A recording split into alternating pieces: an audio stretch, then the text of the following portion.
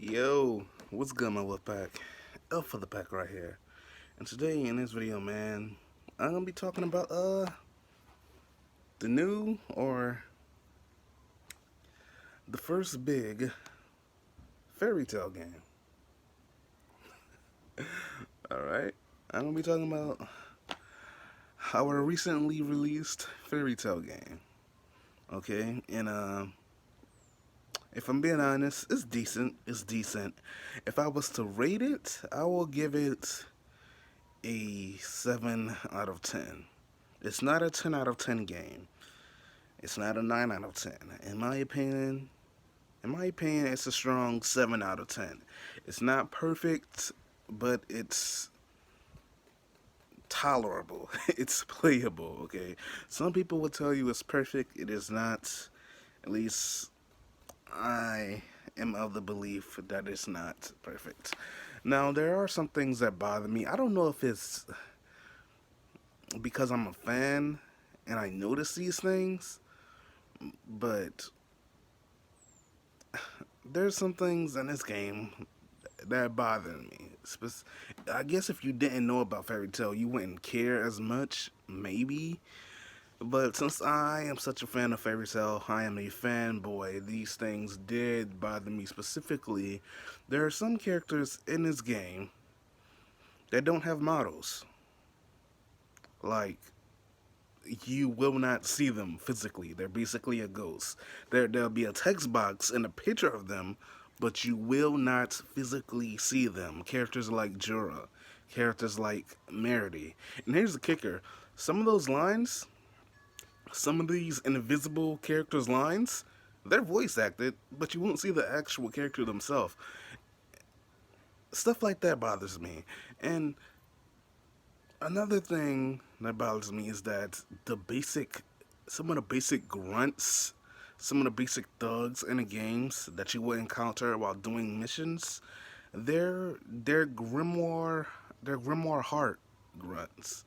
Like, they're legitimate members from Grimoire Heart. They're not even, like your common average thug that you would see. They're legitimately Grimoire Heart thugs or Magic Knights. And they're placed all throughout the game.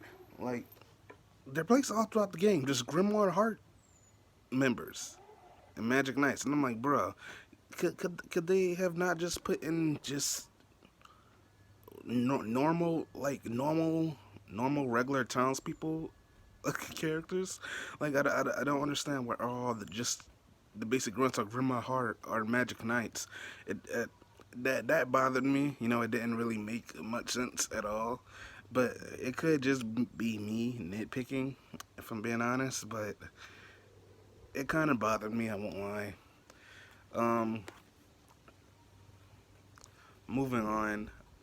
Yeah. So moving on. Despite some character models being missing and the issue with the thugs and such, that's really, I guess, the only two things that I nitpicked about. I guess can consider to be a nitpick. Those are really the only two minor things I guess that I have a problem with.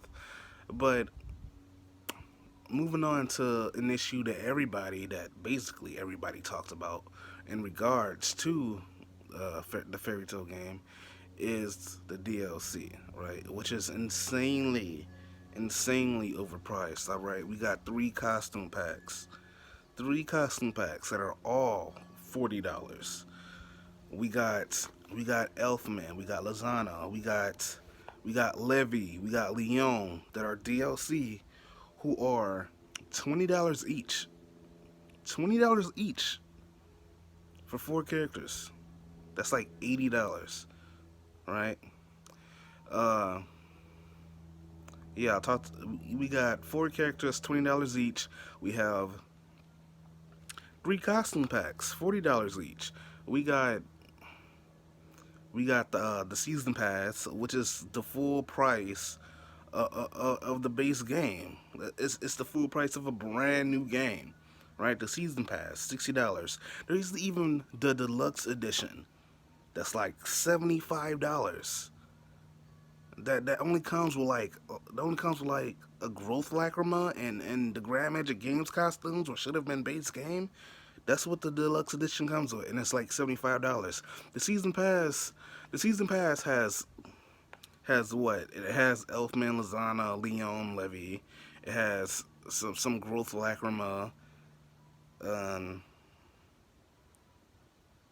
I think that's it. I think that's it. It doesn't even come with with the costumes. I'm pretty sure it only comes with the characters and some Lacrima and a new dungeon that hasn't come out yet.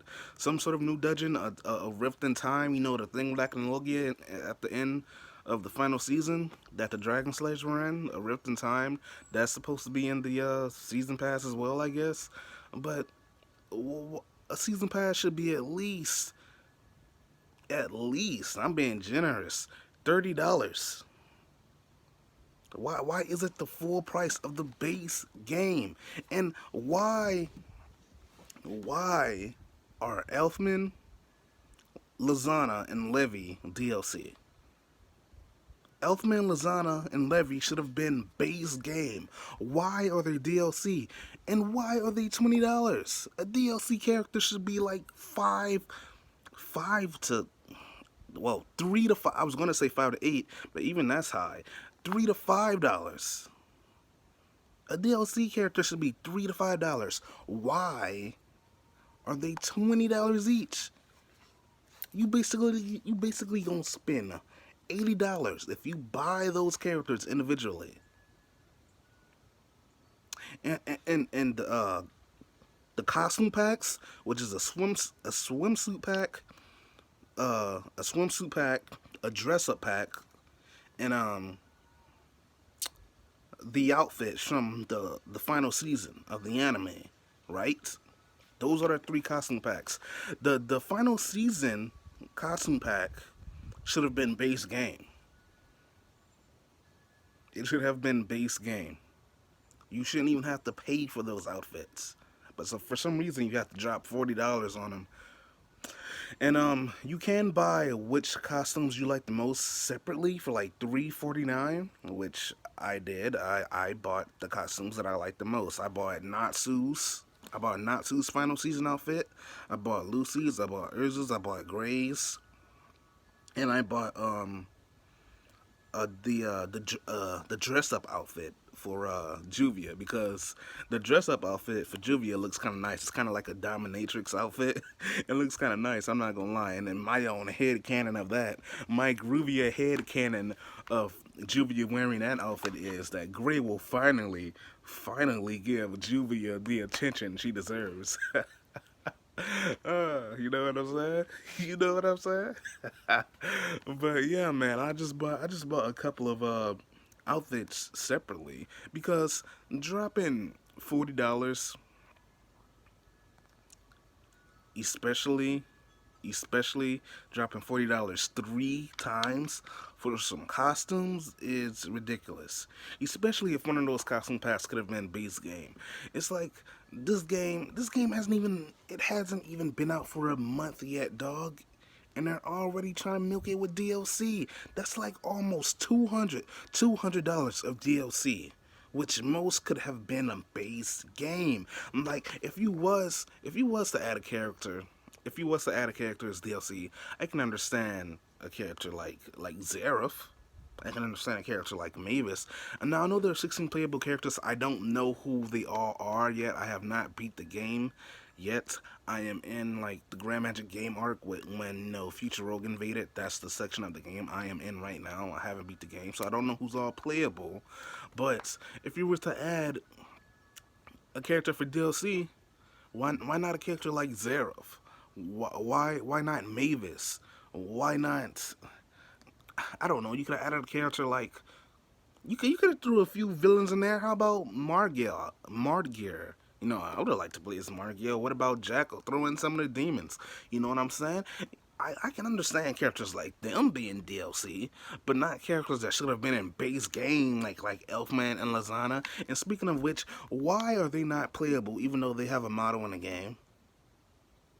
They have a motto, base game. But yeah, for some reason we have to download them to play as them.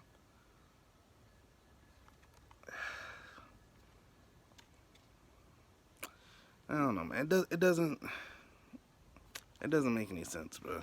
It really doesn't. But I don't know. I feel like that DLC is gonna ruin the game. It's gonna hurt the game in a bad way because a lot of people are upset about it, and I haven't heard anything in updates in regards to the DLC.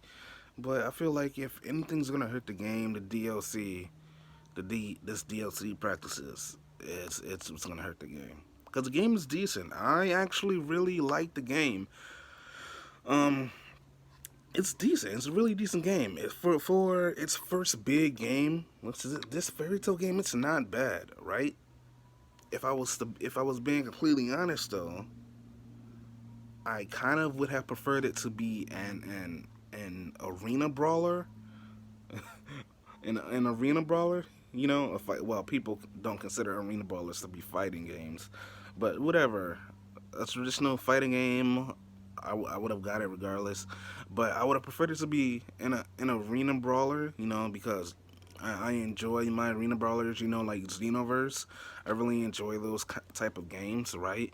And that's what I was kind of expecting. That's what I was hoping for because I like to be able to control my characters and not be limited by turn-based actions, which is what Fairy Tail is. It's a turn-based style game in which I can handle. I can play turn-based games, Pokemon, Enchanted Arms, Persona 5. I can play turn-based games, but with Fairy Tail, I really wanted an arena brawler type of game. I wanted free range of my character. Like I would have loved to use Natsu and just jump into my opponent's face and hit him with a fire dragon roar, point blank range. Or when a dragon's invaded, I would have loved to fight Future Rogue on top of Atlas Flame and Mother Glare. That would have been awesome. I feel like a lot of people were disappointed with Fairy Tail being turn based. It's decent, but I can understand why people were disappointed because I feel like the turn based style really holds the world of Fairy Tail back. I know a lot of people actually like that it's turn based, but I feel like it kind of holds the game back because every time I beat an opponent, I would have been like, man. Every time I beat an opponent, I'd be like, man, this would have been so much.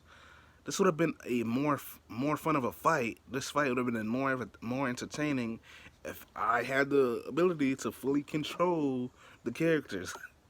You know what I'm saying? But um, that's basically it, really. That's kind of all I wanted to talk about. Things that kind of bugged me with the game, the DLC, uh, the combat style. You know what I'm saying? Maybe if we get another Fairy Tail game, which probably won't be for another 10 years, because it took like 10 years for this to come out, right? Maybe if we get like another Fairy Tail game in 10 years, it'd be like an arena brawler. And I know a lot of people hate arena brawlers, man, but I don't know, man. I like them. That's my comfort style of gameplay, bro. Like, there's no need for all these complicated mechanisms that people say they like in games, in fighting games at least. You know what I'm saying? That's my comfort game. That's my comfort game style. You know what I'm saying? But so maybe if we get another Fairy Tail game in the future, it'll be something more enjoyable, entertainment wise. You know what I'm saying? But it's decent. It's like a 7 out of 10, I will say. It's not a bad game at all. I definitely think it could have been better in certain areas, like the cutscenes could have been better. Most of the time, when a cutscene would happen, the characters wouldn't have much emotion on their face. Like I know it can't fully replicate the anime, but some of the scenes where I'm just looking at the character's face, it's like, bruh, they have no emotion whatsoever, and it kind of ruined the impact of the scene. You know what I'm saying? But it's a fairly decent game. You feel me? I'm enjoying it for what it is. But that's basically all I had to say. I hope you guys enjoy the video. Like, comment, and subscribe, and I will see you all in my next one. Peace.